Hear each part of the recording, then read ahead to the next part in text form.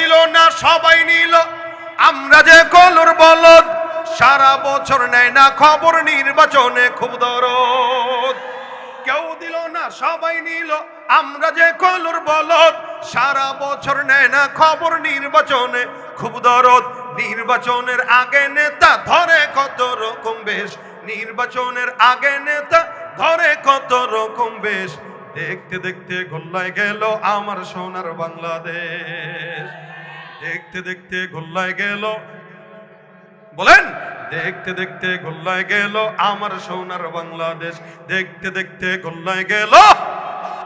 একে একে শেষ করেছি সবার দেখা হইল শেষ, দেখতে দেখতে গোল্লায় গেল আমার সোনার বাংলাদেশ, দেখতে দেখতে গোল্লায় গেল আমার সোনার বাংলাদেশ। মুসলমানের দেশটা মোদের আছে খাতা কলমে, দোষের দোষী যে বাজারে শাস্তি পায় যে আলেমে। আর মুসলমানের দেশটা মোদের আছে খাতা কলমে, দোষের দোষী যে বাজারে শাস্তি পায় যে আলেমে। ওরা ইসলাম বেচেই ক্ষমতাটা পাকাপোক্ত করে বেশ, ইসলাম বেচেই ক্ষমতাটা পাকাপোক্ত করে বেশ। দেখতে দেখতে গোল্লায় গেল আমার সোনার বাংলাদেশ, দেখতে দেখতে গোল্লায় গেল আমার সোনার বাংলাদেশ। ঠিক কিনা? জাহেলদের কাছে এক কাপ চা হলেই সব ক্লিয়ার, জাহেলদের কাছে 100 টাকার সিরা নোট দিলেই ক্লিয়ার, মাথা বিক্রি করতে সময় লাগে না। আজকে তার মিছিলে যায়, কালকে অমুকের মিছিলে যায়, ও সব জায়গাতেই আছে, টাকা যেখানে ও সেখানে। কুকুর যেরকম খাবার যেখানে পায় ওখানে জিব্বা দেয়, এই বলদগুলোর টাকা যেখানে পায় ওখানে দৌড় দেয়। ওর কোনো লজ্জা শরম নাই, ওর কোনো গায়রাত নাই, ওর কাছে এলেমের দামও নাই, ওর কাছে সম্পদের দাম। এই কারণে হযরত আলী বলতেন যে আমাদের কাছে এলেমের দাম আর জাহেলদের কাছে সম্পদের দাম। হযরত আবু হুরায়রা রাদিয়াল্লাহু তাআলা আনহু থেকে বর্ণিত, উনি বলেন নবী করিম সাল্লাল্লাহু আলাইহি ওয়াসাল্লাম একবার আমার কাছে ডাক দিয়ে বলছেন, হে আবু হুরায়রা, গনিমতের কিছু মাল তুমি চাইলেই তো তোমাকে দেই, তুমি অভাবের ভিতরে থাকো, একটু বলো। সমস্ত সাহাবা একরামরা এগুলো পায়, তুমিও তো পাও, একটু বলো লাগবে কিনা। হযরত আবু হুরায়রা বলেন, ইয়া রাসূলুল্লাহ, আমার কাছে গনিমতের মালের চাইতে আপনার সিনায় যে ইলম আছে ওই ইলমের দাম বেশি। আমাকে গনিমতের মাল দরকার নাই হুজুর, আপনার সিনার থেকে কিঞ্চিত ইলম একটু আমাকে দান করে দেন। কি দান করবে? ইলম দান করেন, ইলম। হুজুর আমাকে ইলম দেন। রাসূল সাল্লাল্লাহু আলাইহি ওয়াসাল্লাম বলেন, ইলম দরকার না? ঠিক আছে তাহলে বসো। হযরত আবু হুরায়রা বলেন, আমি বসলাম, পয়গম্বর বসলেন, সামনে আল্লাহর নবী আমাকে বললেন, ডাক দিয়ে সুন্দর করে একটা চাদর বিছায় দাও। আমি আমার গায়ের চাদরটাকে সুন্দর করে বিছায় দিলাম। আমি একদিকে আমার পয়গম্বর, আর একদিকে আমার এখনো মাথার ভিতরে, এখনো আমার চোখে ভাসে আমার চাদরের ভিতরে উকুন লেগেছিল, ওগুলো দৌড়াদৌড়ি করছিল। নবী করিম সাল্লাল্লাহু আলাইহি সাল্লাম কি যেন পড়লেন, পড়ার পরে চাদরের মধ্যে রাখলেন আর বললেন, হে আবু হুরায়রা, এই চাদরটাকে ভাঁজ করে তুমি তোমার সিনার সঙ্গে জড়ায় ধরে রাখো। আমার পয়গম্বরের কথা অনুযায়ী আমি চাদরটা ভাঁজ করলাম, ওই চাদরটা আমি আমার সিনার ভিতরে লাগাইলাম। আল্লাহর নবী সাল্লাল্লাহু আলাইহি ওয়াসাল্লাম আমাকে যেই বরকতওয়ালা চাদরটা দিয়া বললেন, আবু হুরায়রা, এই চাদরটাকে ভাঁজ করে তুমি তোমার সিনার মধ্যে লাগাও। আল্লাহর কসম করে বলছি, পয়গম্বরের বরকতওয়ালা চাদরটা যখন সুন্দর করে কি যেন পড়ে আমার কাছে দিলেন, আমি চাদরটা সিনার সঙ্গে লাগানোর সঙ্গে সঙ্গে আমার সিনায় আল্লাহ পাক রব্বুল আলামিনের তরফ থেকে ইলমের গভীরতা আল্লাহ দান করে দিলেন। ইলমটা সিনার থেকে সিনায় ঢুকে আল্লাহ নবী বলেন, আল্লামানি রব্বি ফাআহসানা তালিমা ওয়া আদাবানি রব্বি ফাআহসানা তাদিবা। আল্লাহ পাক রব্বুল আলামিন কোরআনের ইলম এমন একটা দামি জিনিস বানাইছেন, এ মুসলমান, ইংরেজির শিক্ষক আপনার দুনিয়ার শিক্ষক, অঙ্কর শিক্ষক আপনার দুনিয়ার শিক্ষক। আল্লাহ নবী বলেন, কোরআনের ইলমের শিক্ষক দুনিয়ার কোনো মানুষ নয়, আমার রব্বে কারীম আল্লাহই কোরআনের শিক্ষক। আল্লাহ নবী বলেন, আমাকে কোরআন শিখিয়েছেন কে? আল্লাহ। আমাকে কোরআন শিখিয়েছেন আল্লাহ, আমাকে আদব শিখিয়েছেন আল্লাহ, আমাকে যা কিছু শিক্ষা দিয়েছেন জিবরিল আমিনের মাধ্যমে আল্লাহ পাক রব্বুল আলামিন আমার সিনার মধ্যে ঢুকায় দিয়েছেন। আল্লাহ নবীর সাহাবী আবু হুরায়রা বলেন, আল্লাহ নবীর সিনার থেকে আমার সিনার ভিতরে আল্লাহ পাক কোরআনের ইলমের গভীরতা দান করছেন। আমি আমার শেখ মুর্শিদ আমার ইসলাহি মুরব্বী, অনেক বড় বুজুর্গ মানুষ, শেখ হাফিজউদ্দিন দামাত বরকাতুহুল আলিয়া সৈয়দ আসাদ মাদানী রহমতুল্লাহ আলাইহি ফিদায়ে মিল্লাতের খলিফা, যখন আমি মাদ্রাসায় পড়তাম, আমাদের মাদ্রাসায় আসাদ মাদানী রহমতুল্লাহ আলাইহি আসতেন। আমি আমার হযরতকে দেখতাম, জুতাগুলো যখন খুলতেন, জুতাটাকে ভাঁজ করে সিনার সঙ্গে এরকম লাগায় তারপরে হুজুরের পিছে পিছে ঘুরতেন। আমরা একদিন দর্শের ভিতরে জিজ্ঞাসা করছি, হুজুর জুতাকে সিনার সঙ্গে লাগানোর কারণ কি? তো হুজুর বলতেন, আকাবিরদের জুতার ভিতরে ইলম আছে, সুবহানাল্লাহ, ওদের জুতা টানলে আল্লাহ ইলম দান করে।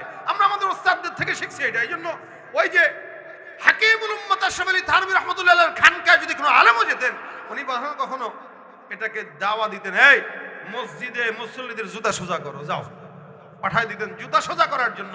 কেন? ওলামা একরামদের জুতা, বড়দের জুতা টানলেও আল্লাহ পাক ইলমের গভীরতা দান করে দেয়। ভাইরা আমার, এটা দামি জিনিস আল্লাহ পাক সিনার ভিতরে দেয়।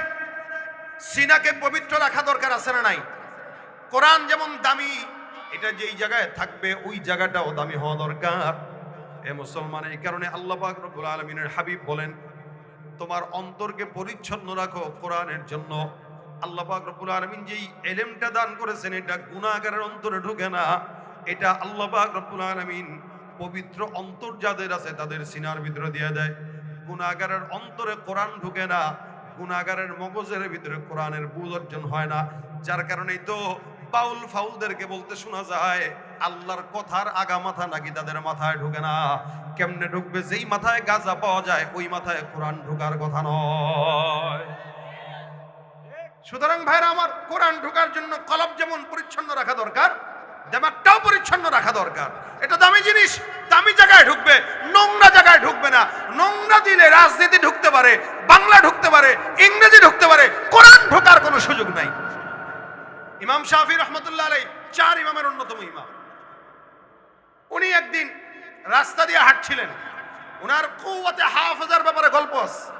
কোন জিনিস যদি একবার চোখ বুলাইতেন 40 বছর এটা মনে থাকতো। সুবহানাল্লাহ, কয় না নাকি? কথাটা বুঝেন নাই? ইমাম শাফি রহমতুল্লাহ আলাইহি কোন জিনিস একবার নজর বুলাইলে কয় বছর? 40 বছর মনে থাকে।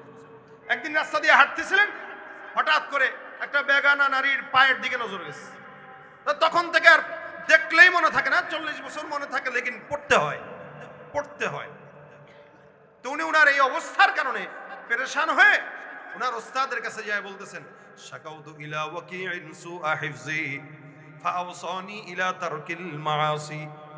ইমাম শাফি রাহমাতুল্লাহি আলাইহি বলেন, আমি আমার ওস্তাদের কাছে বললাম, ইয়া ওস্তাজি, আমার জেহেনের অবস্থা দুর্বল, আমাকে কিছু নসিহত করে দেন ইলমের ব্যাপারে, জেহেন জাকাত ভালো থাকার ব্যাপারে কি করা যায়। আমার ওস্তাদ আমার ডানে বামে কোনো কথা বলেন নাই, একটা কথা বলছেন, ফাআওসানি ইলা তারকিল মাআসি। এ শাফিঈ, ইলম যদি অন্তরে ঢুকাইতে চাও তাহলে গুনাহমুক্ত হায়াত অবলম্বন করো, গুনাহ ছেড়ে দাও, ইলম ঢুকে যাবে।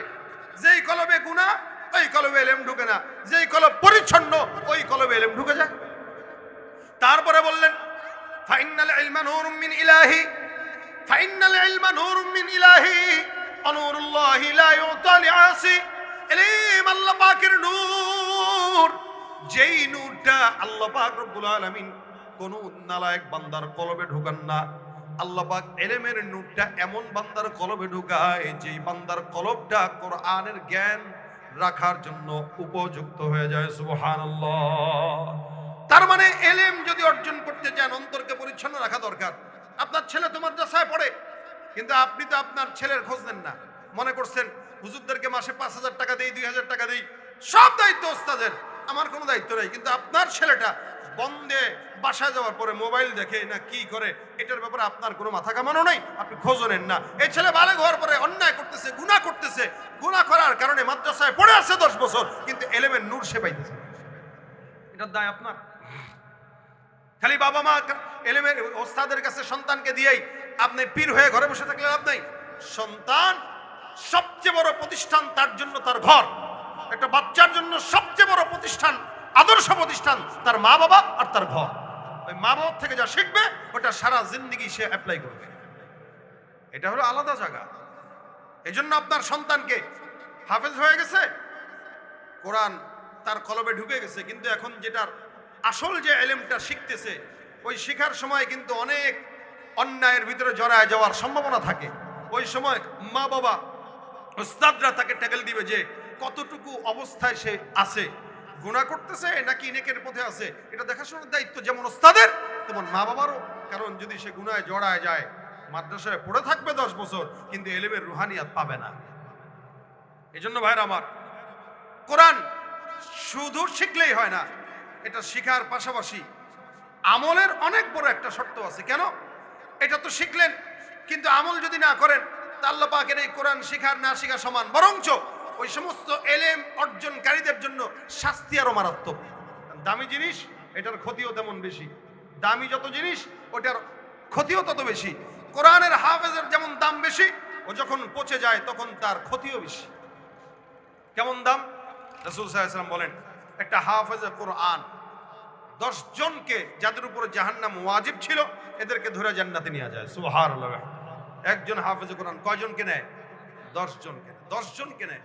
শুধু তাই না, আজকের এই মাদ্রাসায় ওস্তাদ শিখাইতেছে, মা বাবা ডাক দিয়া নিবে, আল্লাহ এই যেমন মাকে নেব, বাবাকে নেব, ওস্তাদকে নেব, বন্ধুকে নেব, বোনকে নেব, ভাইকে নেব, এদের সবাইকে নিয়ে যাবো জান্নাতে। আল্লাহ পাক রব্বুল আলামিন হাফেজ কোরআনকে এরকম একটা আত্মমর্যাদা এবং এরকম একটা পাওয়ার তাকে দিয়ে দিবেন, সে ঢুকে ঢুকে জান্নাতে নিয়ে যাবে। এটা দুনিয়ার কোনো শিক্ষিতর ব্যাপারে বলা হয় নাই। এই জন্য রাসূল করিম সাল্লাল্লাহু আলাইহি ওয়াসাল্লাম বলেন, কোন আলিমান, 4টা অপশন, কোন আলিমান আও মুতাআল্লিমান আও মুস্তামিআন আও মুহিব্বান।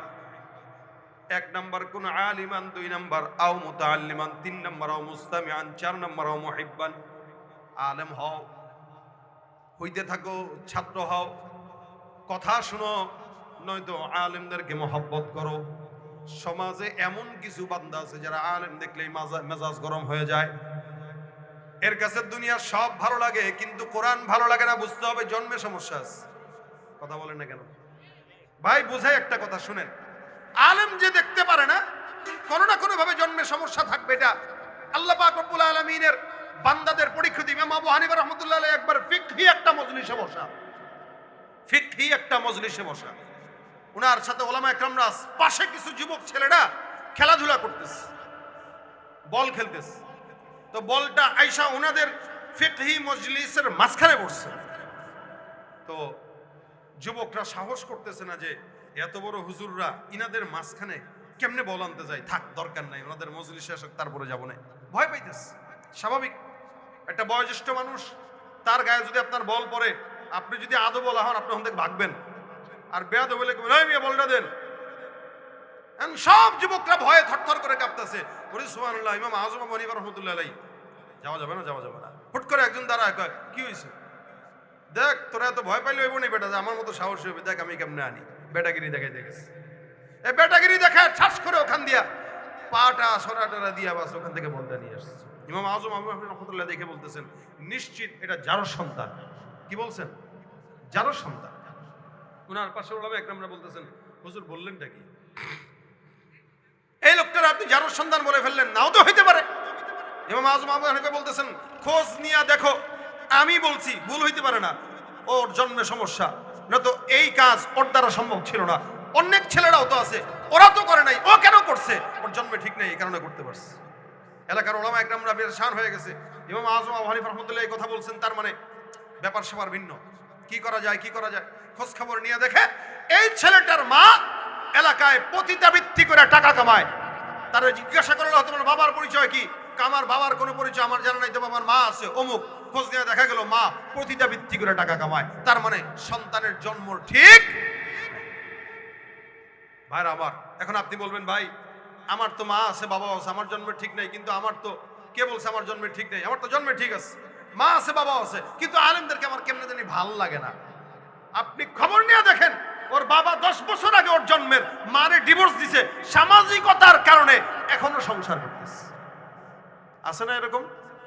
সামাজিকতার কারণে সংসার করে, ডিভোর্স দিয়ে দিছে 10 বছর আগে। আমাদের চোখের সামনে অসংখ্য বান্দা আমরা দেখাই দিতে পারবো যারা বিবিকে তালাক দিছে, কিন্তু মানুষ কি বলবে এ কারণে বিবির এখনো ছাড়ে নাই।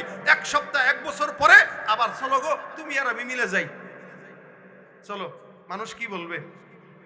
বাস মিলে গেছে, জন্ম যতগুলো সন্তান দিবে সবগুলো যার সন্তান। আর এই সমস্ত যার সন্তানগুলোর কাছে আল্লাহর কোরআনের কথা ভালো লাগে না, মাহফিল ভালো লাগে না, দিন ভালো লাগে না, সংসদে কোরআনের আইন পাস করা ভালো লাগে না। এগুলো যার সন্তান।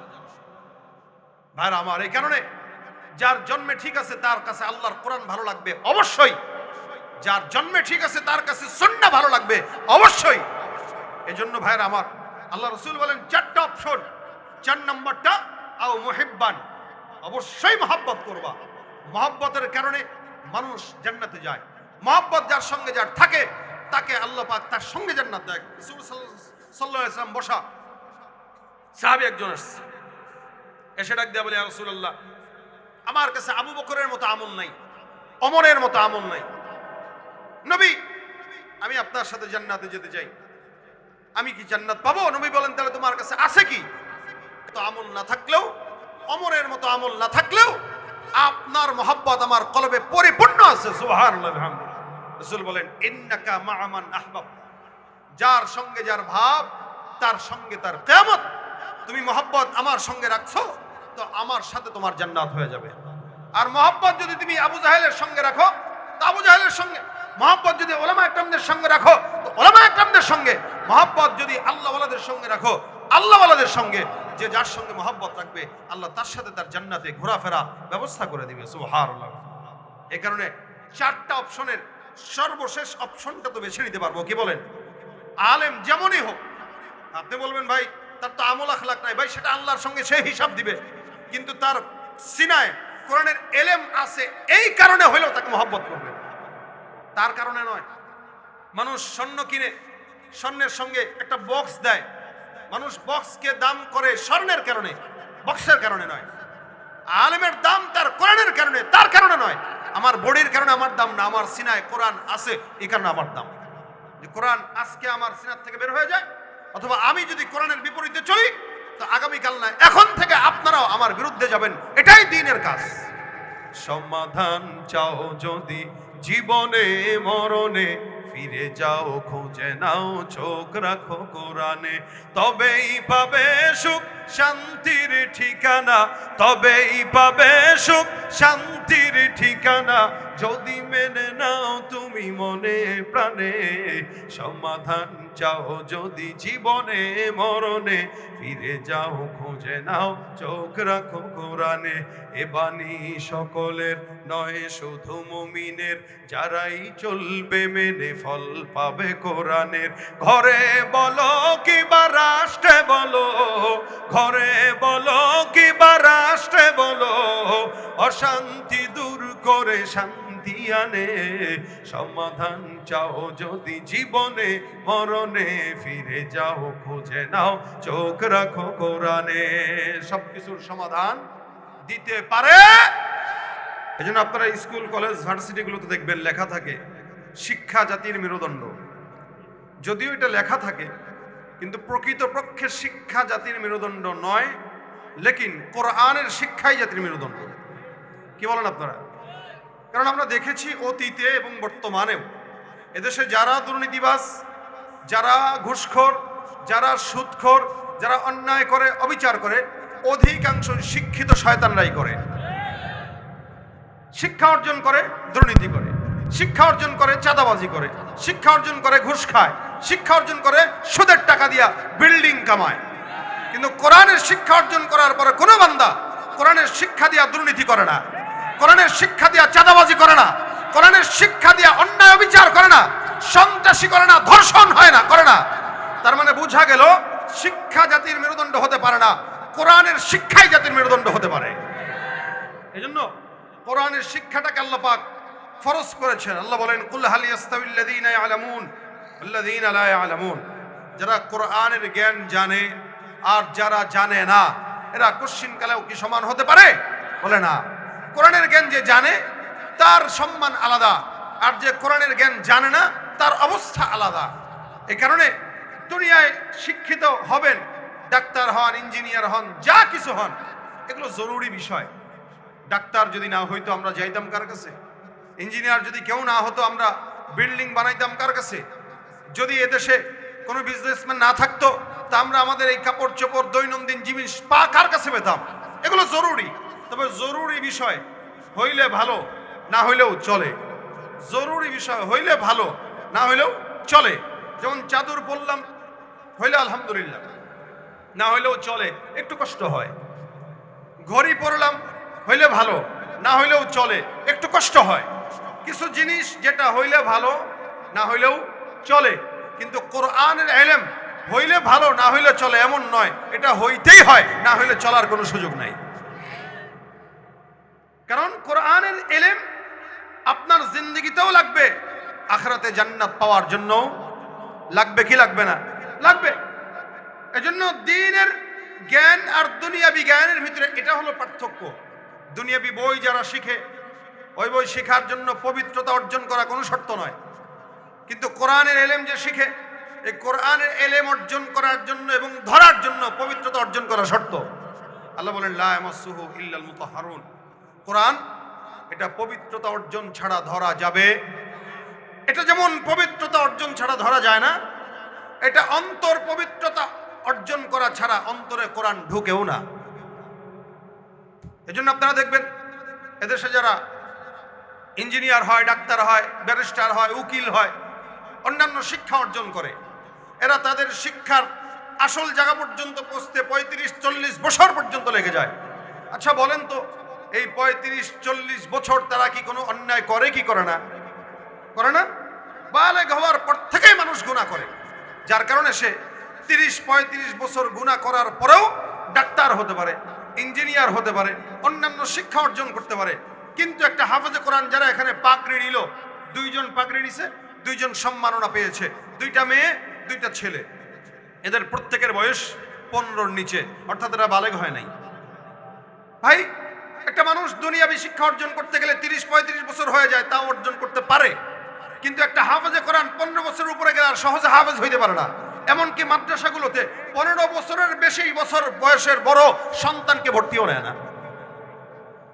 কেন? ও যে গুনাহ বুঝে গেছে, ওর কলবে আল্লাহ পাক কোরআন ঢুকায় না, দুনিয়া ঢুকে। যে অন্তরে নাপাক আছে ওই অন্তরে দুনিয়া ঢুকবে, লেকিন যে অন্তরে নাপাক থাকে ওই অন্তরে আল্লাহর কোরআন আল্লাহ ঢুকায় না। কোরআন ঢুকানোর জন্য, কোরআন শেখার জন্য, কোরআন ভিতরে বসানোর জন্য দিলকে পবিত্রতম করা এটা অন্যতম শর্ত। এই যে 5 বছরের ছেলেটা, ওরাও জিজ্ঞাসা করবেন, দেখবেন ফটফট করে কোরআন তেলাওয়াত করবে, সূরা তেলাওয়াত করবে। কিন্তু আমাদের দেশে রাজনীতি যারা করে, খুব বুঝে রাজনীতি, দেখবেন স্টেজে উঠায় দিবেন আউযু বিল্লাহি মিনাশ শাইতানির রাজিম বিসমিল্লাহির রহমানির রহিম, এটাও শুদ্ধ করে পড়তে পারে না। সারা জিন্দেগি রাজনীতি বুঝলো, সব বুঝলো, দুনিয়া বুঝলো, ব্যবসা বুঝলো, কেমনে 2 নম্বরই করা যায় এটা বুঝলো, কেমনে ঘুষ খাওয়া যায় এটা বুঝলো, আল্লাহর কোরআন বুঝলো না। কেন? সব নাপাক, যার কারণে আল্লাহ না সিনায় কোরআন দিয়েছে, না জবানে কোরআন দিয়েছে। এজন্য মুসলমান ভাইরা আমার, কোরআন পবিত্র জিনিস, এটা আল্লাহ পাক বান্দার সিনায় ঢুকায়। এটা আল্লাহ পাক ওই সিনায় ঢুকায় যেই সিনা পবিত্র। এই কারণে সিনাত থেকে সিনা আল্লাহ পাক এলেন দিন। আল্লাহ পাক বলেন নাযালা বিহির রূহুল আমিন, নাযালা বিহির রূহুল আমিন আলা কলবিক। আল্লাহ পাক রব্বুল আলামিন বলেন আমি জিবরিল আমিনের মাধ্যমে কোরআনটাকে আপনার সিনায় ঢুকায় দিলাম। সুবহানাল্লাহ। কার সিনায়? নবীজির সিনায়। জিবরিলের মাধ্যমে নাজিল করলেন, রাসূলের সিনায় ঢুকায় দিলেন। ভাই, বাংলা সিনায় ঢুকে না, ইংরেজি সিনায় ঢুকে না, এগুলো দেমাগে ঢুকে। দেমাগে, দেমাগ দিয়া বুঝতে হয়। দেমাগ দিয়া বুঝে যার কারণে বিমান বানাইতে পারে, দেমাগ দিয়া বুঝে যার কারণে প্লেন বানায়, দেমাগ দিয়া বুঝে যার কারণে ব্যবসায় সফল হয়, আর দিল দিয়া বুঝে যার কারণে কোরআনের হাফেজ হইতে পারে। দুনিয়া বিজ্ঞান এটা দেমাগে ঢুকে, আর দ্বীনের এলিমের জ্ঞান, কোরআনের জ্ঞান এটা দেমাগে নয়, এটা সিনায় ঢুকে। কেন? আল্লাহ পাক বলেন আমি আল্লাহ বান্দার সিনা দেখি, অন্তর দেখি। অন্তর পবিত্র তো অন্তরের ভিতরে কোরআনকেও ঢুকায় দিব। যার অন্তর যত পবিত্র আল্লাহ তার দাম তত বেশি দিয়ে দেয়। এজন্য কলবে সালিমের দাম আছে আল্লাহ পাকের কাছে। ইল্লা মান আতাল্লাহা বিকলবিন সালিম। কলবে সালিমের কথা আল্লাহ পাক বলেছেন। নবী সাল্লাল্লাহু আলাইহি ওয়াসাল্লাম বলেন প্রত্যেকটা মানুষের একটা কলব আছে। ইদা সলহাত সলহাল জাসাদু কুল্লু ওয়া ইদা ফাসাদাত ফাসাদাল জাসাদু কুল্লু। প্রত্যেকটা মানুষের একটা অন্তর আছে, যখন এটা ভালো হয় তখন পা থেকে মাথা পর্যন্ত সব ভালো হয়, যখন ওটা খারাপ হয় তখন সব খারাপ হয়। এ কারণে ভাই, যেটা ভালো হওয়ার কারণে সব ভালো, যেটা খারাপ হওয়ার কারণে সব খারাপ, তো ওইটা যখন ভালো হয় বয়স কোনো ব্যাপার নয়, আল্লাহ ওইটার ভিতরে কোরআনের জ্ঞান ঢুকায় দেয়। আর ওইটা যখন খারাপ হয় বয়স কোনো ব্যাপার নয়, আল্লাহ ওই বান্দার কলবে কোরআন ঢুকায় না। এই জন্য হযরত আলী রাদিয়াল্লাহু তাআলা আনহু একটা কথা বলতেন, এলেম এটা এলেম। আপনারা কি কথা ক্লিয়ার বুঝতেছেন তো? ইনশাআল্লাহ। আমার কাছে একটু এলোমেলো লাগতেছে যেহেতু রোডে অনেক আওয়াজ। হযরত আলী রাদিয়াল্লাহু তাআলা আনহু বলতেন, আল্লাহ পাক আমাদের মাঝখানে একটা বন্টন করেছেন। কি বন্টন? আল্লাহ পাক বলেন, রাদিনা কিসমাতিল জাব্বারি ফিনা লানা ইলমুন ওয়ালিল জুহালি মালুন। আল্লাহ পাক আমাদেরকে একটা বন্টন দিয়েছেন। কি আমাদের বন্টনটা হইল, আল্লাহ পাক আমাদের মতো ইমানদারদের কাছে ইলম দিয়েছেন, আর জাহেল কাফেরদের কাছে সম্পদ দিয়েছেন। জাহেলরা সম্পদ পাইলে খুশি, আর ইমানদারেরা ইলম পাইলে খুশি হয়। সুবহানাল্লাহ। এই কারণে দেখবেন ইমানদারদের, এই যে ওলামা ইকরামরা মাদ্রাসা চালায় যারা, এদেশের আকসার মাদ্রাসার মুহতামিমরা নিজের পকেটের টাকা খরচ করে মাদ্রাসা চালায়, নিজের টাকা খরচ করে মাদ্রাসা। আমি আমার নিজের মাদ্রাসায় 2015 সাল থেকে নিয়ে 24 পর্যন্ত একদম না হইলেও 70 থেকে 80 লক্ষ টাকা পকেটের টাকা খরচ করছি। এই টাকা দিয়ে যদি জায়গা কিনতাম ঢাকায়, ওই 80 লাখ টাকার জায়গা এখন মোটামুটি 50 কোটি টাকার জায়গা হইতো, যদি 15 সালে কিনতাম। তাহলে ওলামা একরামরা নিজের টাকা পাওয়ার পরে এটা দিয়ে গাঁজা খায় না, ক্যাসিনোতে যায় না। ওলামা একরাম টাকা পাইলে ওই টাকা দিয়ে দ্বীনের পিছনে খরচ করে। আর দুনিয়াদাররা টাকা পাইলে ক্যাসিনোতে যায় অথবা বিদেশি দালালদের কাছে পাচার করে দেয়। এজন্য ভাইরা আমার, হযরত আলী বলেন, ইমানদারদের জন্য আল্লাহ পাক ইলম দিয়েছেন, জাহেলদের জন্য আল্লাহ মাল দিয়েছেন। তারা সম্পদ পাইলে খুশি, আর মুমিনরা ইলম পাইলে খুশি। এই কারণে নির্বাচন আসতেছে, খুব খেয়াল রাখবেন। নির্বাচনকে কেন্দ্র করে অনেক জাহেলরা 100 টাকার বিনিময়ে নিজেকে বিক্রি করে দিবে। আপনারা মিলাই দেখেন। কারণ জাহেলের কাছে সম্পদের দাম, আর ইমানদারের কাছে কিসের দাম? ইলমের দাম। লানা ইলমুন ওয়ালিল জুহালি মালুন। আমাদের কাছে ইলম, জাহেলদের কাছে সম্পদ। এ ভাই, আপনাদের এই এলাকায় বলেন তো, একটা ছাগলের দাম কত আছে? এই এলাকায় ছাগল কয় টাকা দিয়ে পাওয়া যায়? 7,000, 20,000। আচ্ছা ধরলাম 20 না, 10ই ধরেন। একটা ছাগলের দাম মিনিমাম 10,000 টাকা, একটা গরুর দাম মিনিমাম 50,000 টাকা, একটা দেশি মুরগির দাম মিনিমাম 1,000 টাকা আছে না? কিন্তু এই বলদগুলা, জাহেলগুলার দাম 100 টাকাও নাই, এক কাপ চা দিলেই বিক্রি হয়ে যায়। কথা বলেন ঠিক কিনা? এই জন্য যতক্ষণ কারোর ভিতরে কোরআনের জ্ঞান থাকবে ততক্ষণ তাকে মহব্বত করা, কোরআন ওয়ালাদেরকে মহব্বত করা, এটা 4 নম্বর অপশন। ওলা তাকুন খামিসান। নবী বলেন, খবরদার 5 নম্বর হয় না। 5 নম্বর কেউ হবে তো জান্নাত হবে না, জাহান্নাম ছাড়া কোনো উপায় নাই। দুনিয়াও ধ্বংস, আখিরাতও ধ্বংস। এই কারণে কোরআন শিখবো, শিখাবো। কোরআন শিক্ষা করা আমাদের জন্য ফরজ। এই যে বাচ্চাদেরকে দিয়েছেন এখানে, আলহামদুলিল্লাহ 5 বছরের বাচ্চা যেমনি মুখস্থ বললো ইংরেজি, ভাই মুখস্থ বলছে, বুঝা বলে নাই, যদিও মুখস্থ বলছে। কিন্তু আপনি বলেন তো, আমি নিজেই তো পারবো না ওর মতো, এত সুন্দর করে সে বলছে। তো একটা 5 বছরের বাচ্চাকে এই মাদ্রাসায় ইংরেজিতে কথা বলার মতো যোগ্যতা করতেছে, এখন মুখস্থ বললেও ও 2 বছর পরে নিজের থেকে বানায় বলতে পারবে। এভাবেই শিক্ষা অর্জন করায়। তাহলে এই মাদ্রাসার আপনারা যদি মনে করেন না মাদ্রাসায় দিলে কি শিখবে, কি পড়বে, অঙ্ক জানে না, ইংরেজি জানে না, ভাই ভুল। এখন আর সেই মাদ্রাসা নাই। এখন অধিকাংশ মাদ্রাসা ইংরেজি শিখায়, অঙ্ক শিখায়, বাংলা শিখায়, এবং মাদ্রাসার ছেলে পেলেগুলো যদি ভার্সিটিতে যায় অন্য 10 জনের চেয়ে এরা ভালো রেজাল্ট করে। এটা আপনি দেখবেন, এর ট্যালেন্ট হয় বেশি। আপনারা মনে করতে পারেন যে না দুর্বল, কিন্তু আপনার ধারণার বাইরে এরা কি পরিমাণে ট্যালেন্ট হয়। এজন্য আপনি আপনার সন্তানকে মাদ্রাসায় দেন, ইনশাআল্লাহ খাবারের অভাব কোনোদিন হবে না, কোনোদিন হবে না। আল্লাহ পাক রব্বুল আলামিন ওলামা একরামদেরকে খাওয়ায় কোরআনের সম্মানের কারণে। আপনি কামাবেন কিন্তু আপনারা ডায়াবেটিস দিয়ে বসা রাখছে, গোস্ত কিনতে পারেন লেকিন খাইতে পারেন না। এখন খাওয়ার জন্য হুজুরের ডাকে ভাড়া করে তারপর শুক্রবারে খাওয়ান। আল্লাহ কয়, তুই কুকুরের মতো কামাবি, আর তোর কামানো জিনিসটা আমি ওলামা একরামদের পেটে ঢুকায় দেবো। সুবহানাল্লাহ বিহামদিহি। এভাবেই ঢুকায়। আপনি কবেন দাওয়াত তো আমি দিছি, আপনি দাওয়াত দেওয়ার কে? চোররে তো দাওয়াত দেন না, নেতারে তো দাওয়াত দেন নাই। ওই মা মরছে, মায়ের দোয়ার জন্য মসজিদের হুজুরই দাওয়াত দিছেন, কারণ আপনি জানেন যে হুজুরে খাওয়াইলে বরকত। দিন শেষে এটাই জানেন আপনি, বরকতের জন্য হইলেও খাওয়ান। এই কারণে খাওয়া নিয়ে টেনশন নাই। আর রিজকু মাকসুম, এটা আল্লাহ পাক নির্দিষ্ট করে রেখেছেন দুনিয়া সৃষ্টি করার 50,000 বছর আগে। কি খাবেন না খাবেন এটা আল্লাহর হাতে। আমার বাবাও 40 বছর সচিবালয়ে চাকরি করছেন, আলেম না, কিন্তু আমার দিনের বুঝের কারণে মাদ্রাসায় দিয়েছেন। আলহামদুলিল্লাহ, আমার বাবাকে আমি জিন্দগিতে যত গোস্ত চোখে না দেখছি, আমার পোলা এসে 10 গুণ বেশি খেয়ে ফেলছে। এটা বাস্তবতা। আমরা গোস্ত কিনা খাওয়া লাগে না, সারা বছর গোস্ত ফ্রি খাই, এখন ফ্রি পাইলেও খাই না, মজা লাগে না গোস্ত দেখলে। এজন্য মাহফিলে গেলে যাওয়ার আগেই বলি, ভাই লাউ অথবা ভর্তা অথবা ডাল। হুজুর কি বলেন, সারা বছর একবার আসবেন, এটা খাওয়াইলে ইজ্জত থাকে? এ বেটা মানে, বেটার বউ মানে না কেন? হুজুরে কেমনি এটা দিয়ে খাওয়ায়? এরকমই আপনার ছেলে আলেম হবে, সারা জিন্দগি আল্লাহ পাক সম্মানের সাথে রাখবে, সম্মানের সাথে খাওয়াবে, এবং তার জন্য আল্লাহ পাক এমন পাওয়ার দিয়ে দিবে 10 জনকে ধরে জান্নাতে নিয়ে যাবে। এজন্য আলেম হন, আলেম বানান, আলেমদের কথা শোনেন, আলেমদেরকে মহব্বত করেন। ইনশাআল্লাহ আল্লাহ মহব্বতের কারণে আলেমদের সঙ্গে জান্নাত দিবে। রাজি আছেন তো মহব্বত করতে? এজন্য কোরআন অনুযায়ী চলবেন তো ইনশাআল্লাহ। সামনে রমজান আসতেছে, এই এলাকার আপনারা যারা এখানে আছেন, যারা এলাকার, তাদের জন্য বলি 10 জন মানুষ একসঙ্গে হন। হুজুরকে বলেন যে আমাদেরকে রমজানের আগ পর্যন্ত সপ্তাহে 3 দিন হলেও কোরআনের একটা শিক্ষা দেন। যুবক আছেন, বৃদ্ধ আছেন, বৃহস্পতি শুক্র শনি 3 দিন কোরআনের একটা তালিম আপনি শেখার চেষ্টা করেন। দেখবেন এই 3 দিন যদি শিখতে শিখতে রমজান পর্যন্ত যান, কিছুটা কিছু হলেও শিখবেন। যদি শিখে শিখেও মারা যান তবুও জান্নাতি, শিখতে শিখতে পড়বেন তবুও সব। রমজানকে উপলক্ষ করে কোরআন শিখার চেষ্টা করেন। আল্লাহ পাক আমাদের কোরআন বুঝার, শিখার, মানার তৌফিক দান করুক, কোরআনওয়ালাদের পাশে থাকার তৌফিক দান করুক, বলেন আমিন। মাদ্রাসায় আপনাদের বাচ্চাদেরকে দিবেন, নাতি পুতি সন্তানদেরকে দিবেন। শুধু টাকা দিলেই সহযোগিতা হয় না, এখানে সন্তানদেরকে দিবেন, এটা সবচেয়ে বড় সহযোগিতা। এর চেয়েও বেশি সহযোগিতা হলো সাপোর্ট করা। যে মাদ্রাসা এখানে আছে, আমরা একটু সাপোর্ট করতেছি, আমরা আপনাদের পাশে আছি। হুজুর কোনো পেরেশানি, এলাকার কোনো ঝামেলা আমাদেরকে বলবেন, আমরা আপনাদের ঝামেলা দূর করে দেব। এভাবে যদি সহযোগিতার জন্য কাছেও থাকেন, আল্লাহ পাক আপনাদেরকে বারাকা দান করবেন। মাদ্রাসার পাশে থাকবো তো ইনশাআল্লাহ। দ্বীনের ইলম আল্লাহ পাক আমাদের সিনা ঢুকা দেখ, বলেন আমিন।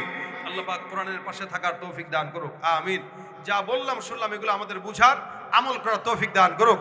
আল্লাহ পাক এই মাদ্রাসার প্রত্যেকটা ছাত্রকে আল্লাহ পাক খাঁটি আলেম হিসেবে কবুল করুক, বলেন আমিন। বিশেষ করে যে 2টা ছাত্র পাগড়ি পেয়েছে, 2টা বাচ্চা মেয়ে পাগড়ি হাফেজা হয়েছে, আল্লাহ এদেরকে কোরআন অনুযায়ী আমল করার তৌফিক দান করুক, আমিন। আমি আজকে আমি যার সান্নিধ্যে এসেছি, উনি আপনাদের দেবিদ্দারের সন্তান, আপনারা চিনেন না, কিন্তু বাংলাদেশের গর্ব।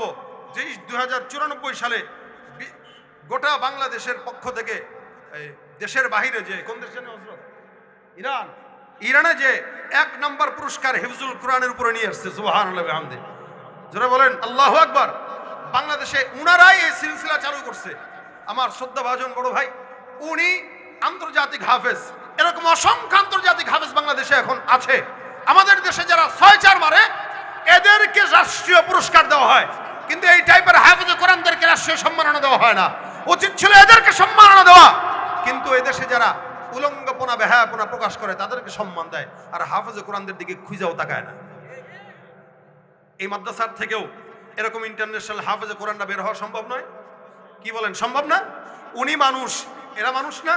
যেই ছেলেগুলো হাফেজ হয়েছে, বাচ্চাগুলা, ইনশাআল্লাহ একদিন এই মাদ্রাসা থেকে এরাও ওনাদের উত্তরসূরি হয়ে সারা বাংলাদেশের মান রক্ষা করবে ইনশাআল্লাহ।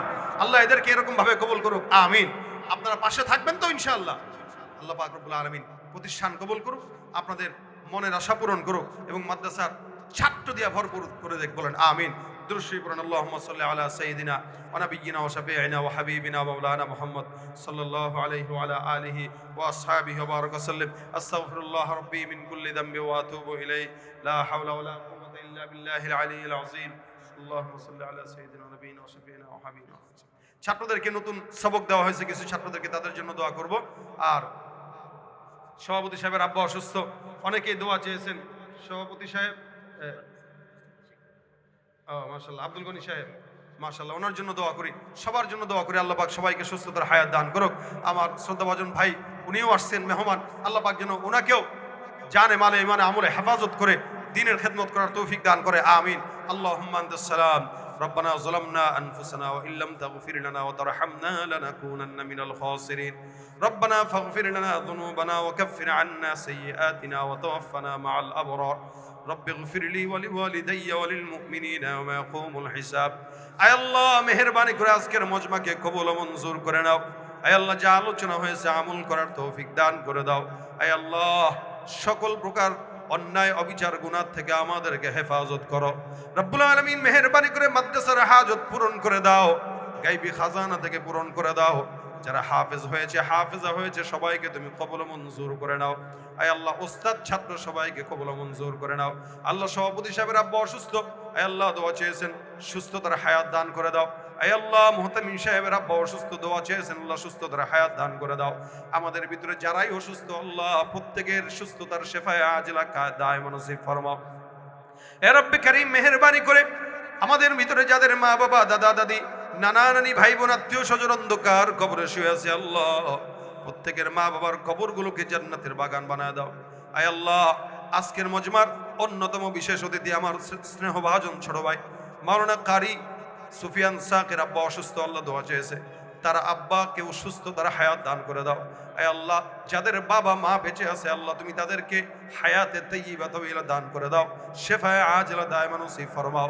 আমাদের মাথার উপরে তাদের ছায়াকে দীর্ঘ থেকে দীর্ঘ করে দাও। আর রব্বুল আলামিন যুবকদেরকে দিনদার বানায় দাও, নেককার বানায় দাও। আয় আল্লাহ যারা হাফেজে কোরআন হয়েছে আল্লাহ আলেমে দ্বীন হয়েছে তাদেরকে ইলম অনুযায়ী আমল করার তৌফিক দান করে দাও। আল্লাহ জামানার সব ফিতনা থেকে আমাদেরকে হেফাজত করো। আল্লাহ এই মাদ্রাসার হাজত পূরণ করে দাও। আয় আল্লাহ ওস্তাদ ছাত্রদেরকে মুখলিস বানায় দাও। আল্লাহ এলাকার সব মানুষদেরকে আল্লাহ তুমি দিনদার নেককার হিসেবে কবুল ও মঞ্জুর করে নাও। মা বোনদেরকে পর্দার বিধান মেনে চলার তৌফিক দাও। আয় আল্লাহ মা বোনদেরকে নেককার পরহেজগার হিসেবে ঘরে ঘরে শান্তি অর্জন করার তৌফিক দান করে দাও। আর রব্বুল আলামিন জিন্দেগিতে একবার হলেও তোমার ঘর বাইতুল্লাহ জিয়ারত করার তৌফিক দাও। যারা একবার করেছে বারবার বারবার যাওয়ার তৌফিক দান করে দাও। আল্লাহুম্মা রযুকনা শাহাদাতান ফি সাবিলিক ওয়াজআল মাউতানা ফি বালাদি রাসূলিক। আল্লাহ কিছু ছাত্ররা কোরআন সবক নিয়েছে আল্লাহ তুমি তাদেরকে আলেমে দ্বীন হিসেবে কবুল করে নাও, হাফেজে কোরআন হিসেবে কবুল মঞ্জুর করে নাও। আল্লাহুম্মা সাল্লি আলা মুহাম্মাদিন নবিয়্যিল উম্মি ওয়া আলা আলিহি ওয়া সাল্লিম তাসলিমা। রব্বিরহামহুমা কামা রাব্বায়ানি সগীরা রব্বিরহামহুমা কামা রাব্বায়ানি সগীরা। সুবহানা রাব্বিকা রাব্বিল ইজ্জাতি আম্মা ইয়াসিফুন ওয়া সালামুন আলাল মুরসালিন ওয়ালহামদুলিল্লাহি রাব্বিল আলামিন। আসসালামু আলাইকুম ওয়া রাহমাতুল্লাহ। I am from Barun. I study at Al-Rahman English Bashar Madrasa in Nigeria Division of Class 1. Now I will tell a hadith with Bengali and Islamic song in front of you in Arabic. मेरे नबी प्यारे नबी ए मर्तबा बाला तेरा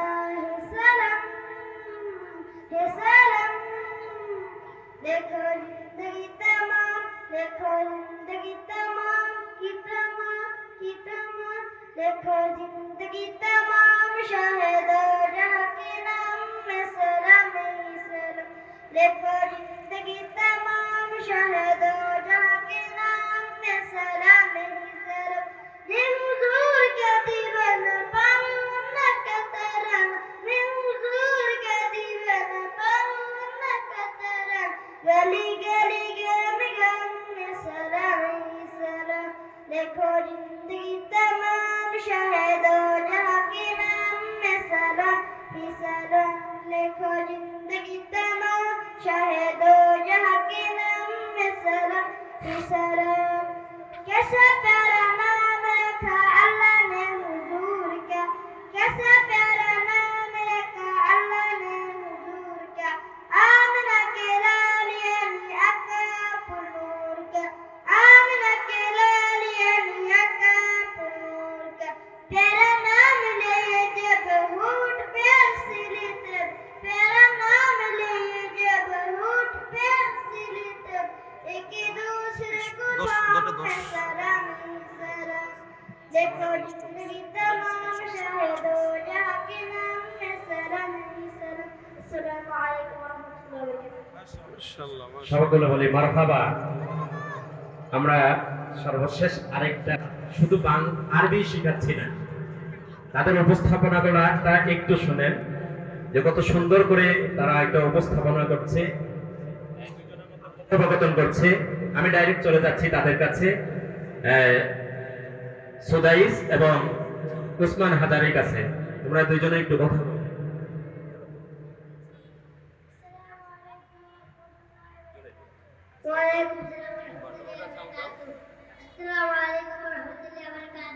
وعليكم السلام ورحمة الله وبركاته. How are you? Alhamdulillah, I am fine by the grace of Allah. What is your name? My name is Suresh, and you? My name is Usman Zari. What is your father's name? My father's name is Yusuf, and you? My father's name is Muhammad Mustafa. What class do you reading? I reading nursery, and you? I reading Nurani nursery. Which madrasa do you study? I study in Al-Ahla English Medium Madrasa. And you? I study in Al-Ahla English Medium Madrasa. Where are you from? I am from Bikash. And you? I am from Ramnagar, Bibara. Where are you living? I live in Davitan. And you? I live in Davitan. Who is our Lord? Allah is our Lord. Who is our Prophet? Prophet. What is our religion?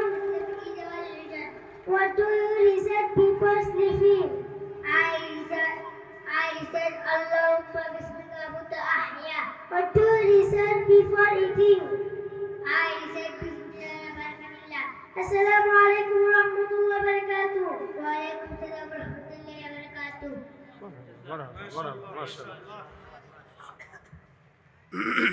আল্লাহ তাআলা যেন তাদেরকে কবুল করে সুন্দর করে, আমিন। তো মুহতারাম আলোচনা